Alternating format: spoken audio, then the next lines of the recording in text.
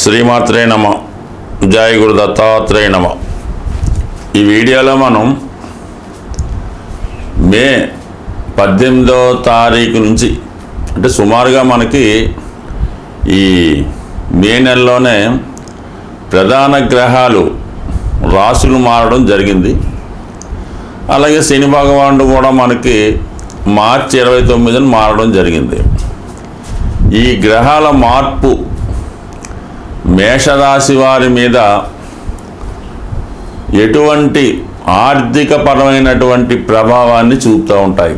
అయితే ముఖ్యంగా మనం చెప్పేది ఏంటంటే ఈ వీడియోలో మేషరాశి వారికి మారిన ప్రధాన గ్రహాల ప్రభావం ముఖ్యంగా ధనయోగాలు, రాజయోగాలు ఏ విధంగా ఏర్పడతాయి, వీరు ధనం సంపాదించాలంటే ఏ ఏ రంగాల్లో స్థిరపడితే బాగుంటుంది, ఏ ఏ ప్రయత్నాలు చేయడం వల్ల వీళ్ళు ఆర్థికంగా ఎదగాలనే భావన కలుగుతూ ఉంటుంది. ఇవన్నీ ముఖ్యంగా కేవలం ఆర్థికపరమైనటువంటివి, ధనయోగాలు మాత్రమే ఈ వీడియోలో తెలుసుకునే ప్రయత్నం చేద్దాం. శ్రీమాత్రే నమ. జై గురు దత్తాత్రేయ నమ. వృషభ రాశి వారికి ఇప్పుడు మారిన గ్రహాలు ఏ విధమైనటువంటి ధనయోగాలు ఇవ్వడం జరిగింది, వీరు ఏ పరిశ్రమలో ఏ వ్యాపారం చేస్తే తొందరగా ధనవంతులయ్యే అవకాశం ఉంది అన్న విషయాన్ని మనం ఈ వీడియోలో ప్రయత్నం చేద్దాం. ప్రధానంగా ఇప్పుడు 4 గ్రహాలు మారడం జరిగింది. రాహు, కేతువు, గురువు, శని. అయితే ముఖ్యంగా ఒక జాతకుడికి అంటే ఏదన్నా ఒక రాశి, ఇప్పుడు ప్రస్తుతం వృషభ రాశి వారికి ఈ సంవత్సరం మారిన గ్రహాల ప్రభావం ధన విషయంలో ఎలాగుంటుంది అని మనం పరిశీలించాలంటే సింపుల్ టెక్నిక్, లాభస్థానంలో కానీ ధనస్థానంలో కానీ ఏమైనా గ్రహాలు ఉన్నాయా, ఉంటే ఆ 2 గ్రహాల ద్వారా మనకి ధన సంపద, ఆదాయం, ధనాన్ని సేవింగ్ చేసుకోవడానికి కారణం అవుతూ ఉంటుంది. అయితే 12వ స్థానంలో కానీ 6వ స్థానంలో కానీ 8వ స్థానంలో కానీ ఏమైనా గ్రహాలు ఉన్నాయా? ముఖ్యంగా 12వ స్థానంలో గ్రహం ఉంటే మనం ఎంత సంపాదించినా ఆ ధనాన్ని వేస్ట్ చేయడమో, పోవడమో, వేరే విధంగా ఖర్చు అవ్వడమో జరుగుతూ ఉంటుంది. అష్టమంలో ఉంటే వేరే కారణాల వల్ల నష్టపోవడం జరుగుతూ ఉంటుంది. కొంతవరకు 6వ స్థానం పర్లేదు, మనం చేసిన దాన్ని బట్టి అటు ఇటు ఉంటుంది. కానీ ముఖ్యం మీద లాభ ధన స్థానాల్లో గ్రహాలు ఉండి అవి శుభగ్రహాలు అయి ఉండాలి. 12వ స్థానంలో ఏ గ్రహం ఉండకూడదు. అప్పుడు మాత్రమే జాతకుడు తను సంపాదించిన ధనాన్ని కూడబెట్టుకొని అదృష్టవంతుడుగా మారడానికి అవకాశం ఉంటుంది. మరి ఇప్పుడు మారిన గ్రహాల్లో వృషభ రాశి వారికి చెప్పాలంటే మోస్ట్ లక్కీయెస్ట్ రాశి ఏదన్నా ఉంటే అది వృషభ రాశి అని చెప్తాం. ఎందుకంటే ధనస్థానంలోకి గురువు, ధనకారకుడు, ఐశ్వర్యకారకుడు, విజ్ఞానకారకుడు గురువు ధనస్థానంలోకి వచ్చాడు. ఇక లాభస్థానంలోకి శని భగవానుడు రావడం జరిగింది. అంటే ఒక 27 సంవత్సరాల తర్వాత ఈ రాశి వారికి మళ్ళా అదృష్టయోగం పట్టిందనే చెప్తాను. అంటే వీటితో పాటు వీడి కుటుంబంలో అందరికీ అంటే ఒక వ్యక్తి అదృష్టవంతుడుగా మారాలి, ధనం సంపాదించాలంటే అతని యొక్క కుటుంబ సభ్యులు బాగుండాలి, సంపాదించాలి. అలాగే అతనికి ఎవరైతే సహకారం చేస్తారో వాళ్ళు కూడా మంచి ఐశ్వర్యవంతులు అవుతేనే ఆ జాతకుడు అదృష్టవంతుడిగా మారుతాడు. కేవలం అతను ఒక్కడే ధనం సంపాదిస్తే అతని కుటుంబం, అతని మీద ఆధారపడే వాళ్ళు అంత ఇబ్బందుల్లో ఉంటే ఇతనికి ఎద్దుగా ఒదిగేది ఏమీ ఉండదు. అందువల్ల ఏంటంటే ఇప్పుడు మన వృషభ రాశి వారికి ధనస్థానంలో గురువు అంటే మీ కుటుంబంలో ఇంచుమించుగా అందరికీ ఏదో ఒక ఆదాయం ఏర్పడటం వల్ల, అందరూ సంతోషంగా ఉండడం వల్ల నెంబర్ 1గా మీకు బాధ్యతలు తగ్గి మీరు సంపాదించిన ధనం మీరు పొదుపు చేసుకునే అవకాశం ఉంటుంది. నెంబర్ 1.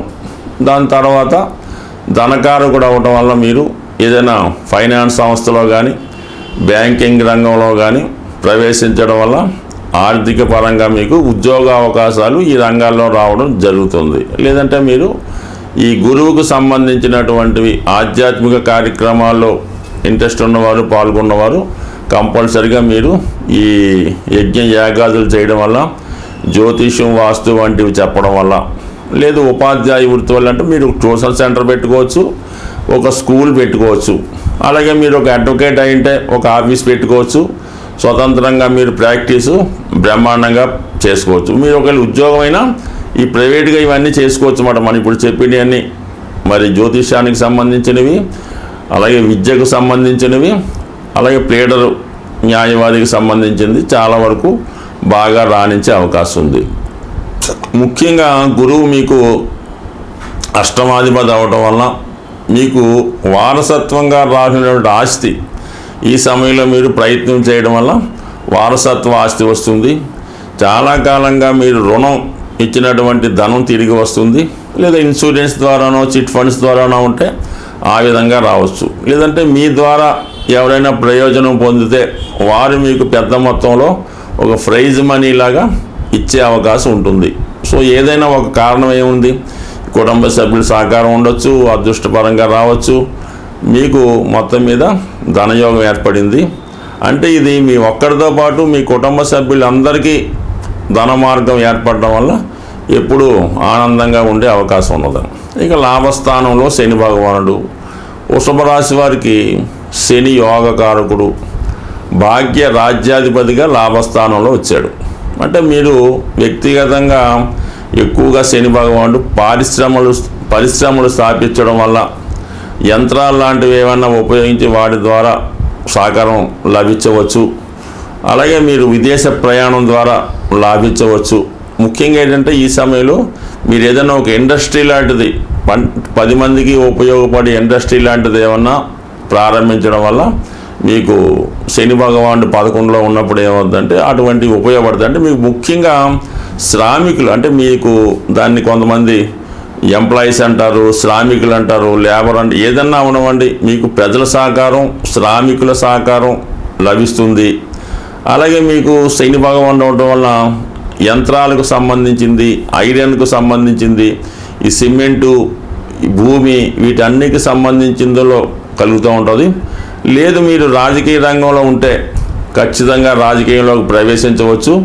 లేదన్నా ఒక పైరవీలు చేసేదన్నా ఒక పెద్ద రాజకీయ పదవి కూడా ఈ సమయంలో మీకు లభించే అవకాశం ఉంది. సో ఈ 2 గ్రహాలు చాలు మీకు. ఇంచుమించుగా 2.5 సంవత్సరాల పాటు శని భగవానుడు, సంవత్సరంన్నర పాటు గురువు మీకు అఖండ ఐశ్వర్యాన్ని ఇచ్చే అవకాశం ఉంది. అలాగే ముఖ్యంగా మరి 12వ స్థానంలో పెద్దగా ఏమి గ్రహాలు లేకపోవడం వల్ల, మిగతా కూడా శుభంగానే ఉండడం వల్ల ఓవరాల్గా వృషభ రాశి వారు సహజ ధనస్థానం అవడం వల్ల వారు ఈ సమయంలో నిజంగా ధనవంతులయ్యే అవకాశం ఉంది. స్వస్తి. ధనయోగాలు జాతకంలో ఉన్నా లేకపోయినా కొన్ని మనం సాంప్రదాయాల్ని పాటించడం వల్ల ప్రతి ఒక్కరికి కూడా ధనయోగం ఏర్పడుతుంది. ఆర్థిక పరిస్థితి ఏమి అంటే మెయిన్గా నెసరీస్కి లోటు లేకుండా ఉంటే చాలు. ఎవరికన్నా ప్రస్తుతం ఎంత సంపద అన్నది వాళ్ళు దాన్ని బట్టి ఉంటుంది. బట్ ఏదైనా జీవన విధానం లోటు లేకుండా ఉండాలంటే, అంటే ఇప్పుడంటే మనకి ఈ రూపాయి నోట్లు ఆ ధనంగా మారింది కాబట్టి, పూర్వకాలంలో గోవులే సంపదగా ఉండేది. అది అందుకనే పూర్వకాలంలో రాజ్యాలు అయినప్పుడు ఈ గో సంపదని అపహరిస్తే రాజ్యం దివాళా తీసినట్టు ఉండేది. అలాగే పూర్వం ఈ ధనం ఏదన్నా అప్పు కావాలంటే ఆ గోవుల రూపంలోనే తెచ్చుకోవడం జరుగుతూ ఉంటుంది. ఎవరి దగ్గర ఎక్కువ గోవులు ఉంటే వాడే రాజు చక్రవర్తిగా ఉండేవాడు. కాబట్టి ఇప్పుడు కూడా మరి పూర్వకాలం అంటే ఒక 40-50 సంవత్సరాల క్రితం ప్రతి కుటుంబంలో కూడా ఒక గోవుని కంపల్సరీగా వారు పెంచుతూ ఉండేవారు, దాన్ని పూజిస్తూ ఉండరు. అప్పుడు ఆ కుటుంబాలు చాలా సర్వసౌఖ్యంగా ఉండడం జరుగుతూ ఉండేది. అలాగే అది చిన్నతనమో గొప్పతనమో తెలియదు కానీ పాలుకి సంబంధించినటువంటి వ్యాపారం, అంటే అది వ్యాపారం అనకూడదు, పాలు నలుగురికి ఇవ్వడం, ఆ పాలు అవ్వచ్చు, దాని పాలు సంబంధించిన ప్రొడక్ట్స్, పాలు, పెరుగు, వెన్న, నెయ్యి, పెరుగు, ఇవన్నీ కూడా ఎవరైతే అది వ్యాపారంగానో కులవృత్తిగా చేసేవారో వారు చాలా సంపదగా ఉంటుండేవారు.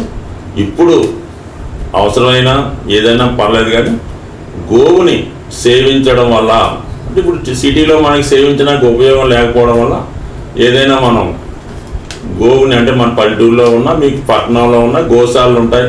గోవులు దేవాలయంలో కొంతమంది గోవుని పెంచుతున్నారు. గోవుని సేవించడం ద్వారా అంటే దేవుని ఏంటంటే అక్కడికి వెళ్ళేది ఫుడ్ పెట్టకుండా ఆ గోవుకి మంచి ఏడు వచ్చేలాగా శుభ్రం చేయడం, దాన్ని అంతా క్లీన్ చేయడం, చక్కగా గోసేవ చేయడం ద్వారా కంపల్సరీగా ఎంత ఇబ్బంది అన్నా రావడం జరుగుతుంది. ఇప్పుడు మీరు ఒక వెండిదో లేదంటే సిల్వర్దో లేదంటే వెండిదో రాగిదో ఇత్తడిదో ఏదో ఒకటి కేవలం మట్టిదైనా ఆవు దూడ బొమ్మ మీ యొక్క గృహంలో పెట్టుకొని దానికి విధి విధానంగా ఏదో పూజ చేయనట్టు కొంత దాన్ని ఆరాధిస్తే చాలు. ఆ ఆవు దూడ బొమ్మ పెట్టుకోవడం. అలాగే గోవుకి మీకు ఆరోగ్యం కావాలి అంటే ఆ గోశాలలో గోధుమలు డొనేట్ చేయవలసి ఉంటుంది. అలాగే మీకు ఆర్థిక పరంగా అనుకూలంగా ఉండాలి, ఏదన్నా వివాహాలు జరగాలి అనుకుంటే మాత్రం ఈ శనగలు అంటే కొమ్ము శనగలు అంటారు, వరలక్ష్మి పూజ శనగలు అంటుంటారు. ఆ శనగలు ఆ గోశాలలో ఇవ్వాల్సి ఉంటుంది. అంటే శనగలు అయితే 3 కేజీలు ఇవ్వాల్సి ఉంటుంది. ఆరోగ్యం కొరకు గోధుమలు అయితే 6 కేజీలు ఇవ్వాల్సి ఉంటుంది. అలాగే చదువు విద్య కావాలంటే ఆవుకి పచ్చగడ్డి లేదంటే తోటకూర ఇవ్వడం వల్ల చదువు బాగా ఉంటుంది. ఇక మీకు మిగతా ఎటువంటి సమస్య సాల్వ్ అయ్యాలన్నా కొద్దిగా ఈ క్యారెట్ అని అవన్నీ పెట్టచ్చు. ముఖ్యంగా ఇవి చేసుకుంటే సరిపోతూ ఉంటుంది. అలాగే ఆవును కూడా ఒక భక్తి స్వరూపంగా పెట్టాలన్నమాట. ఏదైనా మంచి శ్రేష్టమైనవి ఇవ్వాలి. అవి గోశాలలో ఇవ్వడం కానీ ఆవుకు ప్రత్యక్షంగా మీరు పెట్టడం కానీ మొత్తం మీద గోవుని సేవించడం ద్వారా కంపల్సరిగా మీకు ఎటువంటి సమస్య అన్నా పరిష్కారం అన్నది ఖచ్చితంగా అవుతుంది. కాబట్టి గోవుని సేవించి ధనవంతులు అవ్వడం అన్నది చాలా ఇంపార్టెంట్. ఈ చిన్నపాటి రెమెడీ ఎవరన్నా చేయొచ్చు. ఎవరు చేసినా వాళ్ళకి ఏది కావాలో మనం అడగక్కర్లేదు, గోవే ఇస్తుంది. పూర్వం అన్నది అంటే మీకు పర్టికులర్గా నేను చెప్పక్కర్లేదు. ఈ విశేషాలన్నీ మన పెద్దలు చెప్తూ ఉంటారు. అది వినడం ద్వారా ఈ గోసేవ చేయడం ద్వారా కంపల్సరీగా మీకు సంపూర్ణ ఆరోగ్యం ఐశ్వర్యం లభిస్తుంది. స్వస్తి.